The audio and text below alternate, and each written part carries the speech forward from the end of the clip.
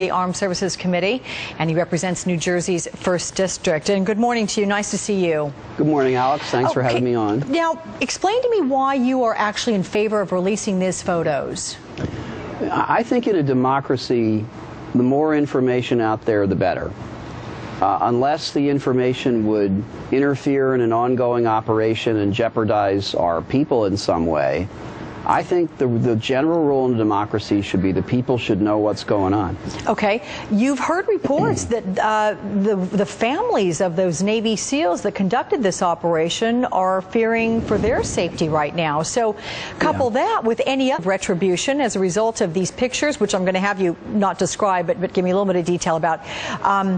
That's deemed as inflammatory when those photos are seen around the world. Yeah, there's no question that we have to protect the families of those who protect us. There's no doubt about that. I honestly don't believe, though, that releasing the photos would increase the intensity of that risk.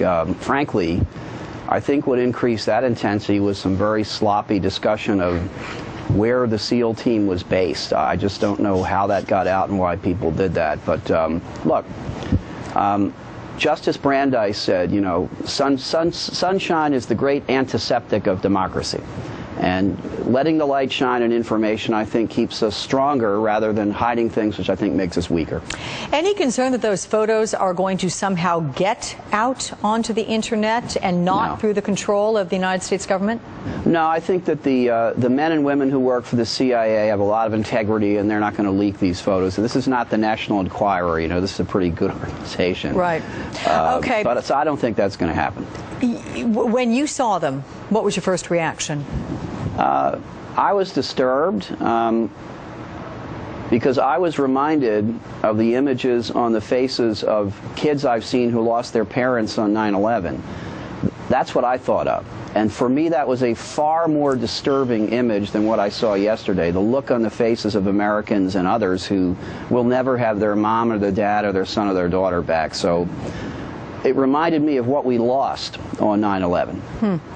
These pictures, without getting into detail, because you don't need to go there and just be gruesome for gruesome's sake, can you tell me, though, definitively, if you look at those pictures, anybody in the world looking at those pictures, can you tell it's Osama bin Laden? Yeah, I mean, I'm an amateur at this, obviously, but when the pictures did show photographs of Osama during his life compared with shots, photos of the corpse, and I think any lay person would look at this and say this is absolutely him. But by the way, my conclusion on this is based upon the DNA evidence, which I think the odds are 4 quadrillion to 1 that the person killed was not Osama. It was obviously him, and any of this conspiracy nonsense should be relegated to the dustbin of craziness. And people talk about them as being gruesome. Have you ever seen anything equally gruesome? And notwithstanding what I know pains you when you think about the children's faces of those who lost their parents, but in terms of just the gruesomeness of them.